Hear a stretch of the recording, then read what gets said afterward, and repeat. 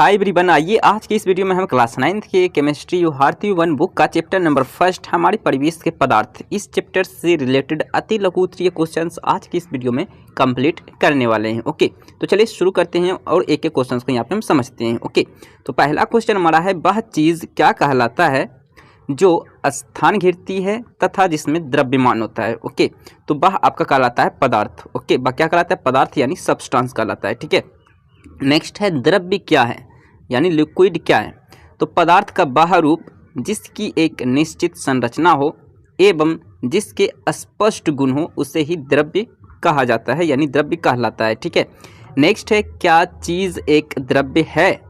तो हाँ, चीनी क्योंकि एक चीज़ है, एक थिंग्स है जो कि एक द्रव्य के रूप में इसे हम बदल सकते हैं। ठीक है, तो हम यहाँ पे लिखेंगे हाँ। ठीक है, नेक्स्ट है, पदार्थ की विभिन्न अवस्थाओं को लिखे। तो पदार्थ की 3 अवस्थाएं होते हैं, पहला है ठोस, दूसरा है द्रव्य और तीसरा है आपका गैस। ओके, इसके अलावा और भी होता है प्लाज्मा, और प्लाज्मा के अलावा एक और होता है। ठीक है, 5 स्टेट में जो है आपके पदार्थ पाए जाते हैं, लेकिन आप जनरली आप 3 टाइप में आप 3 अवस्था में आप पदार्थ को जानते हैं। ठीक है, पहला ठोस, दूसरा द्रव्य, तीसरा गैस। ठीक है, यानी सॉलिड, लिक्विड और गैस। ठीक है, चलिए नेक्स्ट है, पदार्थ द्वारा अधिकृत स्थान क्या कहलाता है? यानी कोई भी पदार्थ हो, अगर वो स्थान तो घेरता ही होगा, कोई भी पदार्थ हो वो तो स्थान घेरेगा ही, जगह लेगा ही, तो वो जो जगह लेगा वो आयतन कहलाएगा, उस आयतन कहलाएगा उस पदार्थ का। ठीक है, नेक्स्ट है, 10 डिग्री सेल्सियस पर जल की भौतिक अवस्था क्या होगी? यानी 10 डिग्री सेल्सियस पर अगर आपको जल दिख रहा है तो कैसा आपको दिखेगा? तो वो एक द्रव्य के रूप में दिखेगा। कैसा दिखेगा? एक लिक्विड फॉर्म में दिखेगा। ठीक है, नेक्स्ट है, अंतरा अणुक स्थान को क्या समझते हैं? अंतरा अणुक स्थान से आप क्या समझते हैं? तो पदार्थ के कणों के मध्य यानी कि पदार्थ के छोटे छोटे कणों के मध्य रिक्त स्थान को ही अंतराण्विक स्थान कहते हैं यानी अंतरा अणुक स्थान कहते हैं। ठीक है, नेक्स्ट है, अंतरा अणुक आकर्षण बल क्या है? तो पदार्थ अत्यंत छोटे छोटे सूक्ष्म कणों का बना होता है, इन कणों के बीच एक प्रकार का आकर्षण बल कार्यरत रहता है, यह बल अंतरा अणुक आकर्षण बल कहलाता है। ठीक है, चलिए नेक्स्ट है, ठोस पदार्थ में बहाव क्यों नहीं होता है? जैसे पानी को आप छोड़ दोगे तो पानी बहने लगेगा, लेकिन आप किसी ठोस पदार्थ को ले लो, जैसे आप ले लो कोई भी बर्तन ले लो, तो बर्तन को रखोगे तो वो पिघलेगा नहीं। ठीक है, तो क्या कारण है? देखिए समझते हैं। देखिए, ठोस पदार्थ के कण इतनी मजबूती से परस्पर बंधे रहते हैं। ओके, उसके कण जो होते हैं, पार्टिकल जो होते हैं, इतनी मजबूती से परस्पर एक दूसरे से बंधे रहते हैं कि इनमें अंतराण्विक स्थान बहुत कम होता है, इसलिए ये निर्वात एक दूसरे के ऊपर से फिसल नहीं सकते। ओके, अतः ठोस पदार्थों में बहाव की प्रवृत्ति नहीं होती है। ठीक है, तो यही आपको कारण लिखना है। चलिए नेक्स्ट क्वेश्चन है, ठोस पदार्थ पर ऊष्मा का क्या प्रभाव होता है? यानी हीट का किसी ठोस पदार्थ पे, सॉलिड सब्सटेंस पे क्या इफेक्ट होता है आपको बताना है। देखिए समझिएगा, देखिए ऊष्मा के प्रभाव से ठोस कणों की ऊर्जा प्रायः बढ़ जाती है। ओके, ऐसा होने से कण अपने विराम के मध्य स्थान के चारों तरफ अत्यधिक तीव्रता से कंपन करने लगते हैं, किंतु यानी कि लेकिन कणों की ऊर्जा इतनी अधिक भी नहीं होती है कि वे अपने विराम के मध्य यानी कि बीच स्थान को छोड़कर बाहर हो जाए। ओके, अतः ठोस पदार्थों में प्रसार की मात्रा बहुत कम होती है। ठीक है, ओके, चलिए नेक्स्ट क्वेश्चन नंबर 11 है, उस प्रक्रिया का नाम बताएं, उस प्रोसेस का नाम बताएं जिसमें किसी दूषित वस्तु यानी कि आप कह सकते हो कि बिल्कुल ही खराब वस्तु, ठीक है, दूषित वस्तु की दुर्गंध उसके चारों ओर वायु में फैल जाती है, तो वो कहलाता है आपका ऊर्ध्वपातन। ओके, वो जो प्रक्रिया कहलाता है ऊर्ध्वपातन कहलाता है। ठीक है, नेक्स्ट है, जल की थोड़ी मात्रा को कमरे के फर्श पर गिरा देने पर वह क्यों फैल जाता है?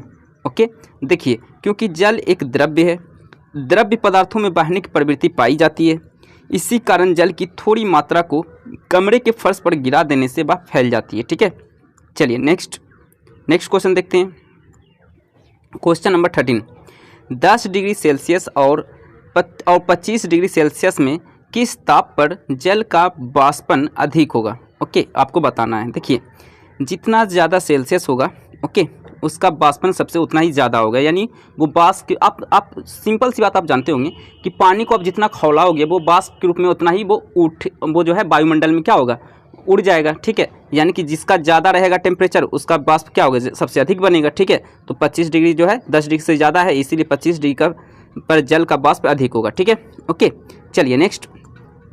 किसी द्रव्य के क्वथनांक, क्वथनांक मतलब boiling point, okay. Boiling point मतलब खौलना, पानी को खौलना मतलब क्वथनांक, ओके। तो किसी द्रव के क्वथनांक पर वायु के दाब का क्या प्रभाव पड़ता है। देखिए, द्रव्य का क्वथनांक वायुमंडल के दाब पर निर्भर करता है, ओके। वायुमंडल का दाब अधिक रहने पर द्रव्य का क्वथनांक भी बढ़ जाता है, ओके। इसके विपरीत वायुमंडल दाब कम रहने पर द्रव्यमान का क्वथनांक भी कम हो जाता है।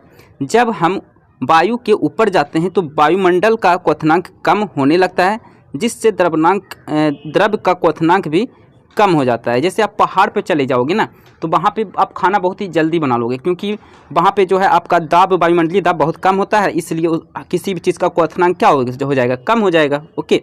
चलिए नेक्स्ट क्वेश्चन देखते हैं। क्वेश्चन नंबर 15 है, सामान्य दाब पर एक पदार्थ का क्वथनांक कमरे के ताप से कम है, ठीक है। बताएं कि पदार्थ की भौतिक अवस्था क्या होगी, तो वो द्रव के रूप में होगी, ठीक है, सिंपल सी बात है। नेक्स्ट है, किसी ठोस के द्रव्यनांक की परिभाषा लिखें। किसी ठोस के द्रव्यनांक की परिभाषा लिखें। तो ठोस पदार्थ की द्रव्यनांक प्रायः उच्च होता है, ओके। ठोस पदार्थ के द्रव्यनांक प्रायः क्या होता है, उच्च होता है, ठीक है, ओके। नेक्स्ट, क्या होता है जब जल को 0 डिग्री सेल्सियस तक ठंडा किया जाता है, ओके।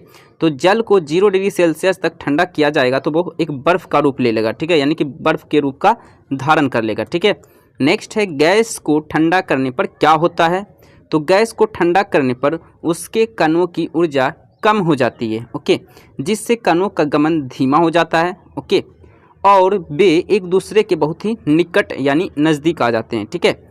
नेक्स्ट है, अमोनियम क्लोराइड यानी कि NH4Cl को गर्म करने पर क्या होता है। तो अमोनियम क्लोराइड को गर्म करने पर वह सीधे वाष्प की अवस्था में बदल जाता है, ओके, यानी वेपर के रूप में वो बदल जाता है, ठीक है।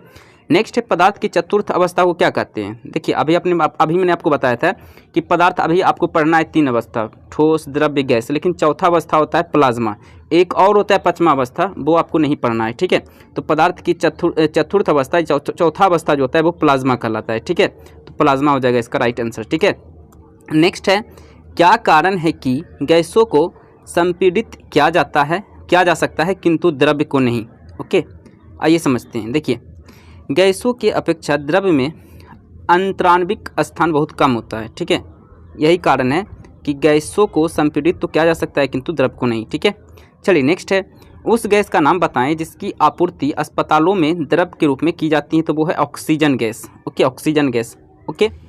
चलिए क्वेश्चन नंबर 23 देखते हैं। किसी पदार्थ का ताप यानी टेम्परेचर 35 डिग्री सेल्सियस है तो केल्विन स्केल में इसका ताप क्या होगा। तो इसका ताप लगभग में 308.15 केल्विन होगा, ठीक है। चलिए नेक्स्ट देखते हैं क्वेश्चन नंबर 24। सामान्य दाब पर जल का एक नमूना का अपवर्तनांक 102 डिग्री सेल्सियस है, क्या वह जल शुद्ध है।